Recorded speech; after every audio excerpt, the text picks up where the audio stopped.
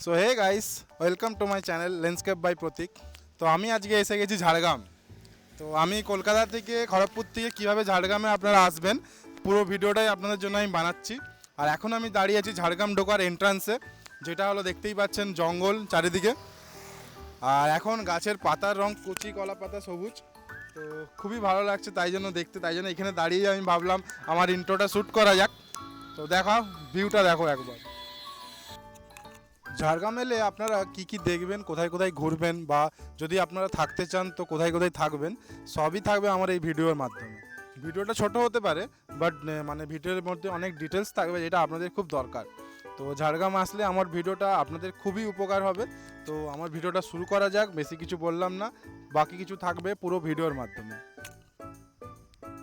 তো হ্যালো বন্ধুরা, আমি বেরিয়ে পড়লাম খড়গপুর থেকে ঝাড়গ্রামের উদ্দেশ্যে।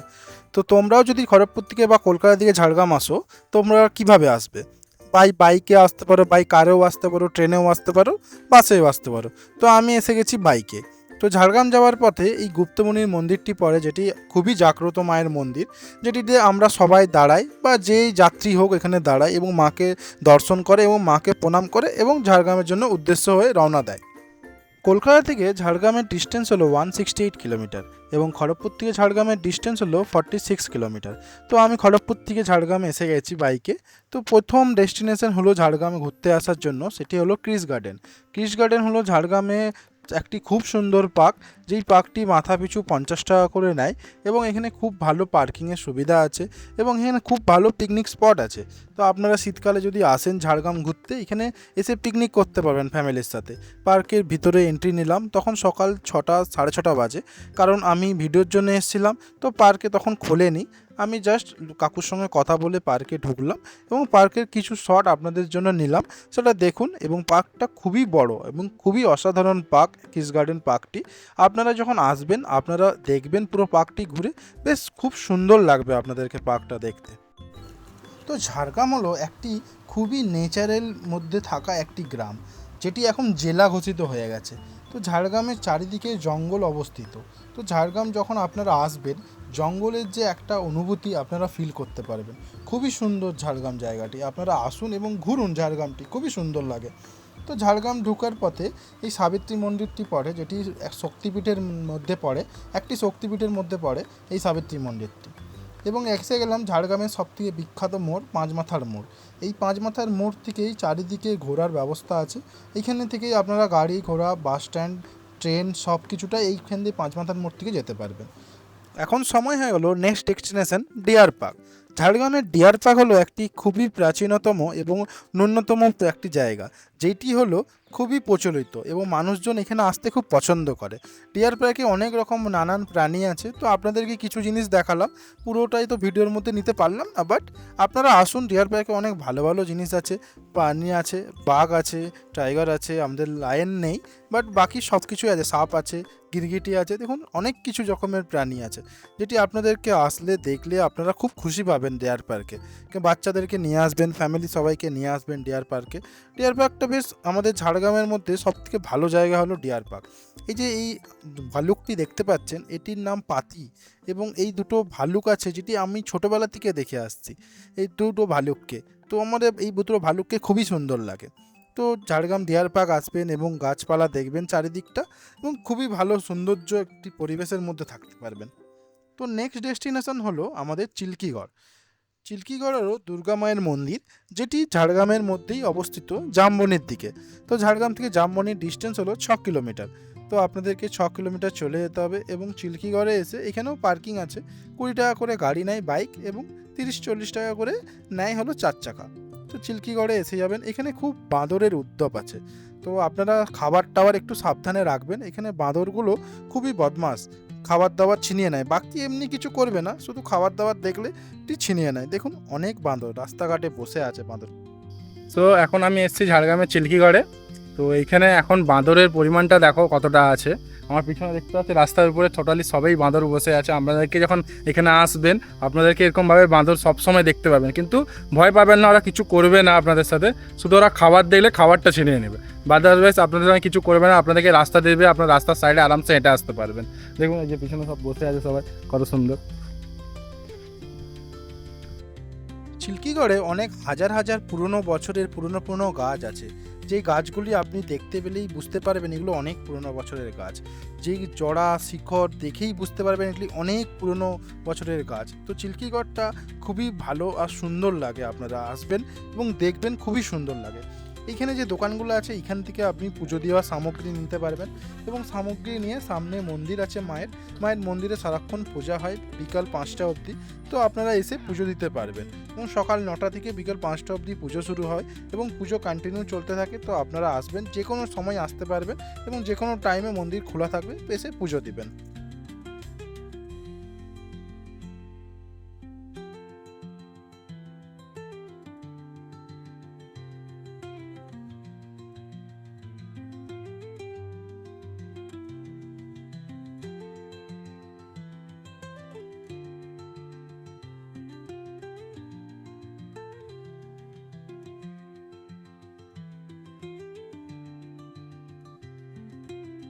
চিল্কিগড়ের পাশে একটি নদী আছে, যেই নদীটি এসে মানুষজন এখানে ফটো তুলে ভিডিও করে। ওই খুবই ছোট নদী, বর্ষাকালে আবার এই নদীটি ফুলে ফেঁপে ওঠে। তো সেই নদীটির দিকেই আমি যাচ্ছি। মন্দির থেকে রাইট সাইডে একটি রাস্তা আছে, এই রাস্তাটি নেমে গেলেই আপনারা নদীর দিকে পৌঁছে যেতে পারবেন। যে সামনে দেখুন নদী, এখন তো গরমকাল, বর্ষাকাল আসছে, তো এখন নদীর জল খুব কম। তো তাও মানুষজন এখানে আসছে, ফটো তুলছে, ভিডিও করছে, টান করছে। তো খুবই সুন্দর লাগে এই নদীটি, এখানে আসলে দেখবেন আপনারা। নেক্সট ডেস্টিনেশন হলো আমাদের বেলপাহাড়ি, যেটি ঝাড়গ্রাম থেকে 28 কিলোমিটার দূরে অবস্থিত। তো আমি প্ল্যান করি যে বেলপাহাড়ি 4 চাকায় যাব, কারণ কি বাইকে তো সবাই যায় এবং গাড়ি বুক করে ওখানে সবাই যায়। তো আমিও একবার নতুন এক্সপিরিয়েন্স করি কি 4 চাকায় করে বেলপাহাড়ি, কারণ কি ওখানে একটি গ্রামের মধ্যে দিয়ে প্রবেশ করতে হয়। তো এই গ্রামের মধ্যে রাস্তাটা খুবই সুন্দর এবং খুবই ন্যারো। তো তাই জন্য ভাবলাম আমরা দুই বন্ধু আর আমি মিলে ভাবলাম চলো তাহলে 4 চাকায় করে প্ল্যান করা যাক বেলপাহাড়ি। তো ঝাড়গ্রাম থেকে বেরিয়ে পড়লাম বিকাল বিকাল বেলপাহাড়ির উদ্দেশ্যে, কারণ অনেকটা রাস্তা যেতে সময় লাগে।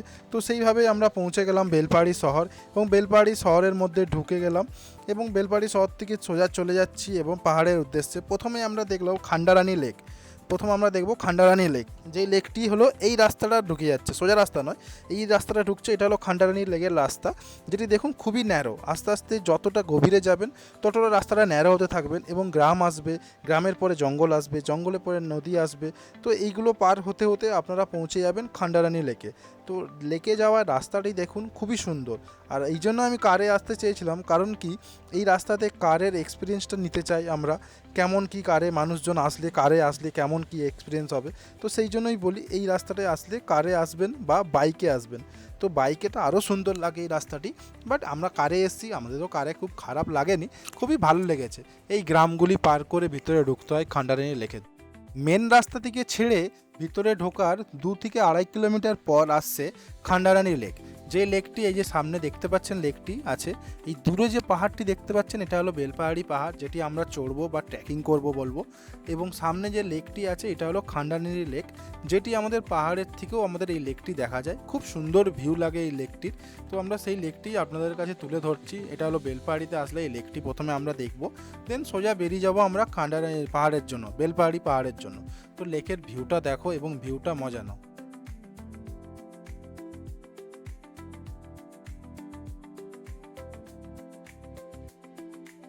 সো এখন আমি আছি বেলপাহাড়ির খান্ডারানী লেক। তো এই পেছনে দেখতেই পাচ্ছ খান্ডারানী লেক আছে, আর ওই সামনে আছে বেলপাহাড়ি যে পাহাড়টা, এটা আমরা একটু পরে যাব।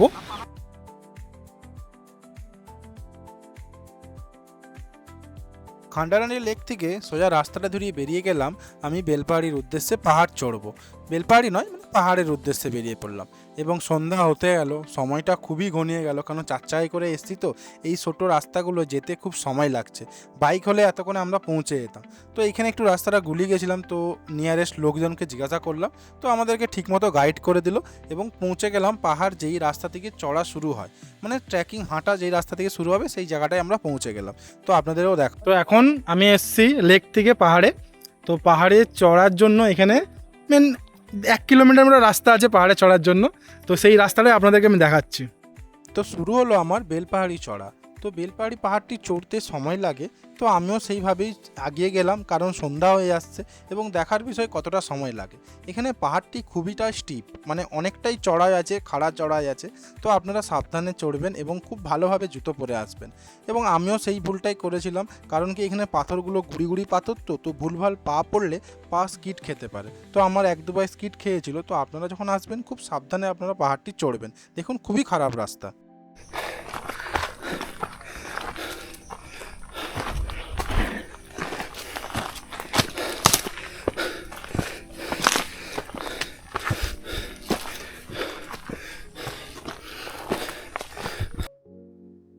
জলদি জলদি পাহাড় চড়ার জন্য শ্বাস অনেকটাই ফুলছে, কারণ কি সন্ধ্যা হয়ে আসছে, নামতে খুব অসুবিধা হবে। অন্ধকার যদি একবার হয়ে যায় নামার সময়, তো রাস্তা খুঁজে পাবো না, তো খুবই রিস্কি হয়ে যাবে। তো সেই জন্য আমাদের খুব জলদি জলদি চড়তে হচ্ছে পাহাড়টি, তো সেই জন্য শ্বাস খুব ফুলছে।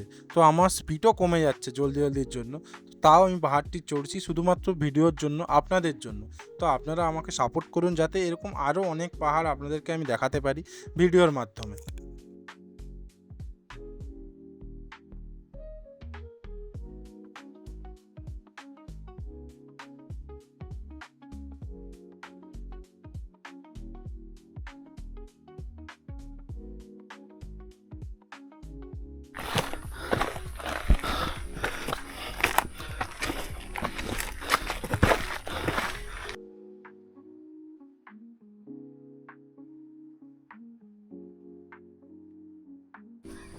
তো আর হলো 300 মিটার বাকি আছে, আমি এসে যাই টপ হিলে।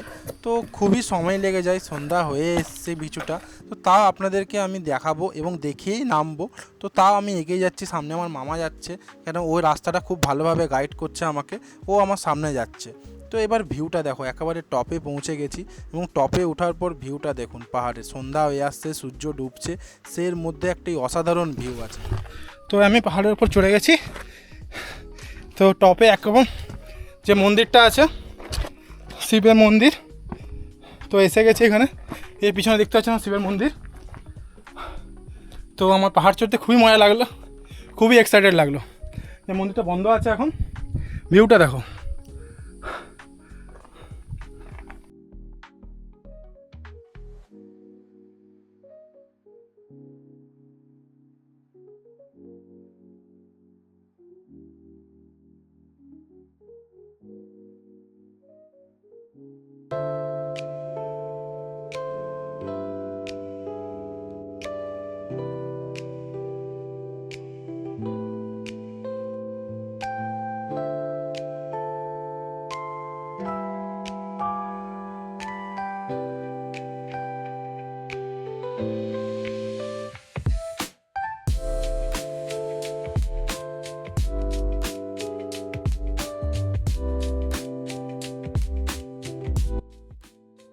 তো গাইস, আমার ভিডিওটি এখানেই আমি শেষ করলাম, কারণ এবার বাড়ি যেতে হবে, রাত অনেকটা হয়ে আসছে। তো দেখুন সন্ধ্যা হয়ে গেছে, রাস্তাটা খুবই বোঝা যাচ্ছে না, এই জন্য বলেছিলাম জলদি জলদি আসবেন, জলদি জলদি নামবেন। তো ঝাড়গ্রাম গাইড, আমার ট্যুর গাইড এখানে আমাদের শেষ হলো। তো সূর্যটি ডুবছে, দেখুন অসাধারণ লাগছে। তো ঝাড়গ্রামে আসুন, নেচারের এনজয় নিন এবং নেচারের মজা নিন। এবং এইভাবে আমার চ্যানেলে থাকুন এবং সাবস্ক্রাইব করুন, চ্যানেলটি লাইক করুন এবং শেয়ার করুন সবাইকে, যাতে আমার ভিডিওগুলো সবার কাছে পৌঁছায় এবং সবাই আমার চ্যানেলের মধ্যে এসে ভিডিওটি লাইক শেয়ার সাবস্ক্রাইব করেন। তো আমার ভিডিও শেষ হলো, সবাইকে টাটা বাই গুড নাইট বললাম এবং আমাদেরকে একটি সবাই নতুন জার্নির জন্য আমি রওনা দিচ্ছি, সেটি হলো অমরনাথ। তো অমরনাথের ভিডিও আপনাদের কাছে আসতে চলেছে খুব জলদি। তো সেই জন্য আমাদেরকে বেস্ট অফ লাক বলুন এবং টাটা বাই বাই।